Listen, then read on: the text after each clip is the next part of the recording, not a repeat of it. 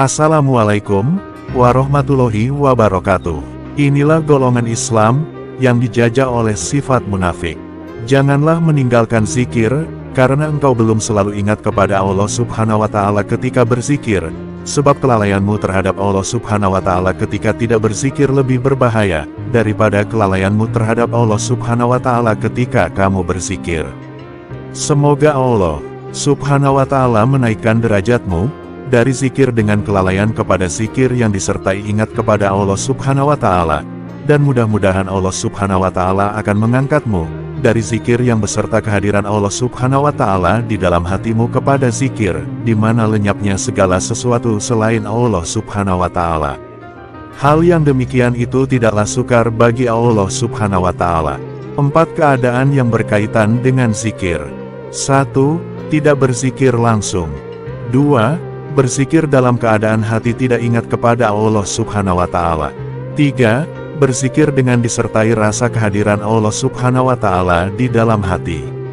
4. Berzikir dalam keadaan fana dari makhluk, lenyap segala sesuatu dari hati, hanya Allah Subhanahu wa Ta'ala saja yang ada.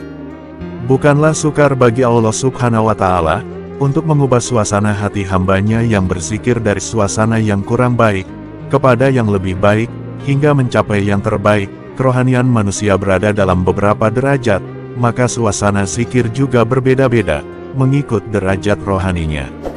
Derajat yang paling rendah adalah si rakhib yang telah dikuasai oleh syaitan dan dunia.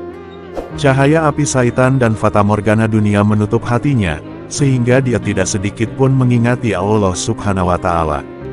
Seruan, peringatan dan ayat-ayat Allah Subhanahu wa Ta'ala tidak melekat pada hatinya. Inilah golongan Islam yang dijajah oleh sifat munafik. Golongan ini tidak berzikir langsung. Golongan kedua berzikir dengan lidah tetapi hati tidak ikut berzikir. Lidah menyebut nama Allah Subhanahu wa Ta'ala, tetapi ingatan tertuju kepada harta, pekerjaan, perempuan, hiburan dan lain-lain. Inilah golongan orang Islam yang awam. Mereka dinasihatkan supaya jangan meninggalkan zikir, karena dengan meninggalkan zikir mereka akan lebih dihanyutkan oleh kelalaian. Tanpa zikir, syaitan akan lebih mudah memancarkan gambar-gambar tipuan kepada cermin hatinya dan dunia akan lebih kuat menutupinya. Zikir pada peringkat ini berperan sebagai juru ingat. Sebutan lidah menjadi teman yang mengingatkan hati yang lalai. Lidah dan hati berperan seperti dua orang yang mempunyai minat yang berbeda. Seorang enggan mendengar sebutan nama Allah Subhanahu wa Ta'ala, sementara yang seorang lagi memaksanya mendengar dia menyebut nama Allah Subhanahu wa Ta'ala. Sahabat yang berzikir, lidah, mestilah memaksa bersungguh-sungguh agar temannya, hati, mendengar ucapannya.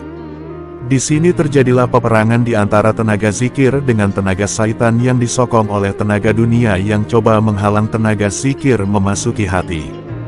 Golongan yang ketiga adalah mereka yang tenaga zikirnya sudah berhasil memecahkan dinding yang dibina oleh syaitan dan dunia. Ucapan zikir sudah bisa masuk ke dalam hati. Tenaga zikir bertindak menyucikan hati dari karat-karat yang melekat padanya. Pada mulanya ucapan zikir masuk ke dalam hati sebagai sebutan nama-nama Allah Subhanahu wa Ta'ala.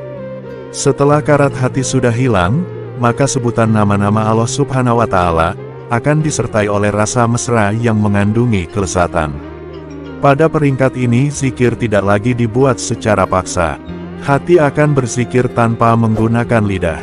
Golongan keempat ialah mereka yang telah sepenuhnya dikuasai oleh hak atau hal ketuhanan. Mereka sudah keluar dari sempadan alam maujud dan masuk ke dalam hal yang tidak ada alam, yang ada hanya Allah Subhanahu wa Ta'ala. Tubuh kasar mereka masih berada di atas muka bumi, bersama-sama makhluk yang lain. Tetapi, kesadarannya terhadap dirinya dan makhluk sekaliannya, sudah tidak ada, maka kewujudan sekalian yang maujud tidak sedikit pun mempengaruhi hatinya. Mereka tenggelam dalam zikir dan yang dizikirkan. Mereka yang berada pada tahap ini telah terlepas dari ikatan manusiawi, dan seterusnya mencapai penglihatan hakiki mata hati. Mereka yang mempunyai penglihatan hakiki mata hati ada dua jenis. Jenis pertama adalah yang mempunyai nama dan tabir penutup. Hijab nama, asma, tidak terangkat lalu dia melihat di dalam hijab. Dia melihat Allah Subhanahu wa Ta'ala pada apa yang menghijabkannya. Zikirnya ialah nama yang padanya dia melihat Allah Subhanahu wa Ta'ala. Jenis kedua pula ialah yang berpisah dengan nama dan hijab, lalu dia melihat Allah Subhanahu wa Ta'ala dan merasakan ketenangan dengan penglihatan itu. Pada ketika itu tidak sepatah pun ucapan yang terucap olehnya, dan tidak sepatah pun kalam yang terdengar padanya. Dia melihat nama itu tidak mempunyai kekuatan hukum apapun selainnya. Bila nama dinafikan tibalah pada wusul, sampai. Bila tidak terlintas lagi nama tibalah pada itisal, perhubungan. Nama yang tidak lagi terlintas disebabkan kuatnya tarikan dari yang dinamai. Makam ini dinamakan makam al-buhud kehairan-heranan, karena dia melihat Allah Subhanahu wa Ta'ala dalam kehairan-heranan, tiada ucapan kecuali pandangan. Inilah makam terakhir di mana semua hati terhenti di situ. Ia adalah tingkatan tertinggi tentang kecintaan terhadap zat ilahiyat. Pada tahap ini nurnya memancar, menyinar, menjulang naik ke lubuk hati. Peringkat ini sudah tiada zikir dan tiada pula yang berzikir, hanyalah memandang bukan berzikir dan tiada berbalik kembali pandangannya. Inilah hal yang dikatakan faham dengan tiada penjelasan pemahamannya, dan mencapai dengan tiada sesuatu pencapaiannya. Insan di dalam hal ini sudah tidak lagi memohon fatwa, tidak memohon perkenan, tidak meminta pertolongan dan ucapan juga tiada. Baginya setiap sesuatu adalah ilmu dan setiap ilmu adalah zikir. Inilah hamba yang telah benar-benar bisa menghimpun semua makam dan martabat. Dia sudah melihat takdir-takdir dan melihat bagaimana Allah Subhanahu wa Ta'ala menghalau takdir demi takdir, dan melihat bagaimana Allah Subhanahu wa Ta'ala mengulangi takdir-takdir itu dengan berbagai-bagai cara yang dikehendakinya. Karena sesungguhnya Allah Subhanahu wa Ta'ala sahaja yang memulakan penciptaan, dan Dia juga yang mengulanginya.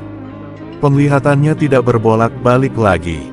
Dia melihat Allah Subhanahu wa Ta'ala di hadapan dan di belakang apa yang dilihatnya, dan melihat Allah Subhanahu wa Ta'ala dalam segala yang dilihatnya.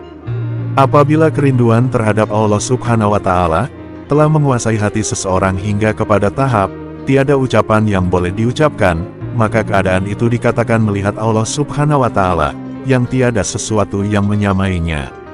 Sebagaimana firman-Nya, tiada sesuatu pun yang sebanding dengan zat-Nya, sifat-sifatnya, dan pentadbiran-Nya, dan Dia jualah. Yang maha mendengar lagi maha melihat. Ayat 11, Surah Asy-Syura.